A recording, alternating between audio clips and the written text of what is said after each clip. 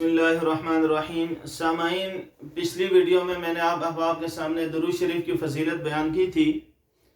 तो आज इमाम जज़ूली और 7 से 8 साल बच्ची का वाक़या मैं आपके अहबाब के सामने रखूँगा। तो आगे बढ़ने से पहले तमामी अहबाब से गुजारिश है, जिन्होंने हमारे इस यूट्यूब चैनल को सब्सक्राइब नहीं किया, सब्सक्राइब करें और लाइक करें, ताकि जो भी इस्लामी मालूमात होगी वो आप अहबाब तक पहुँच जाएँ।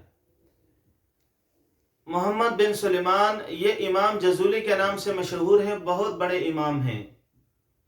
एक मरतबा आप सफ़र पर निकले तो इस दौरान असर की नमाज का वक्त हुआ, तो आपने वज़ू के लिए पानी तलाश करना शुरू किया, यहाँ तक कि आपको ख़तरा लाहक हुआ कि कहीं मेरी असर की नमाज कज़ा न हो जाए।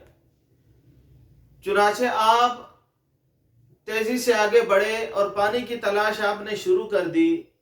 यहाँ तक कि पानी तलाश करते करते आप एक कुएं के पास पहुंचे, तो उस कुएं के साथ न ही रस्सी थी और न ही डोल लगा हुआ था। कुएं के साथ ही एक कच्चा सा मकान था, जिस पर 7 से 8 साल बच्ची खेल रही थी। इमाम जज़ूली परेशान थे, खड़े थे उस कुएं के पास कि मैं पानी कैसे निकालूं। बच्ची ने ऊपर से देखा कि एक बुजुर्ग कुएं के पास खड़े हैं। पूछा, मन अंता, आप कौन हैं? तो इमाम जज़ूली ने जवाब दिया, अना मोहम्मद बिन सुलेमान अल जज़ूली। तो बच्ची ने फिर पूछा कि आप परेशान क्यों खड़े हैं? तो इमाम जज़ूली ने जवाब दिया कि बेटा, मैंने वुज़ू करना है और कुएं के साथ न ही रस्सी लगी हुई है और न ही डोल लगा हुआ है। तो बच्ची हंस पड़ी और बहुत फसी बली जुमला इस्तेमाल किया।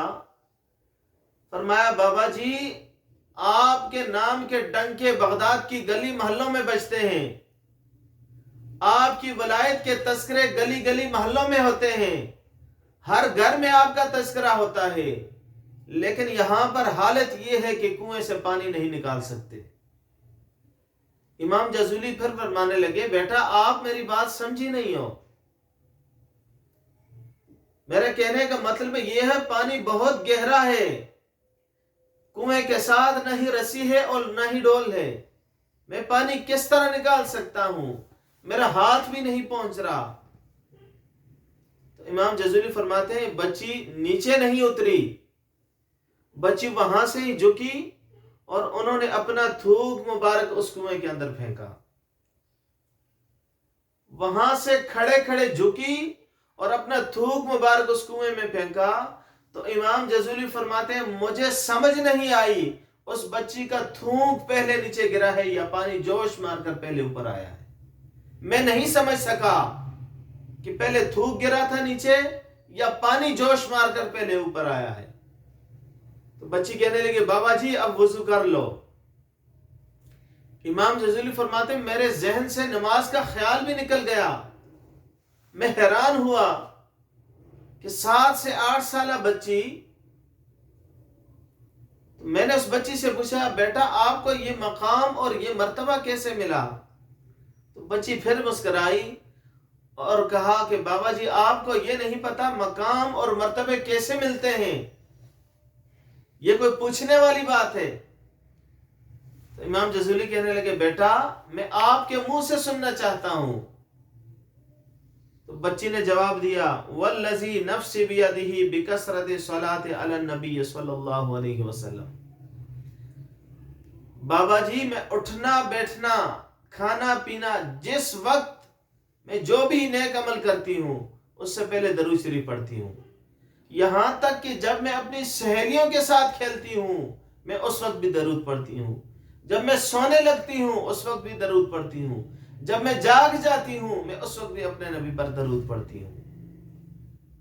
ये मकाम और ये मर्तबा नबी करीम अलैहिस्सलाम पर दरूद पढ़ने की वजह से हासिल हुआ है। इसलिए उलमा लिखते हैं कि आका करीम अलैहिस्सलाम पर कसरत से दरूद पढ़ो, कसरत से हादीस मौजूद हैं। अब सवाल यहां पर यह पैदा होता है, कसरत से दरूद पढ़ने का मतलब कितनी दफा पढ़ा जाए कि वो कसरत में शुमार होगा?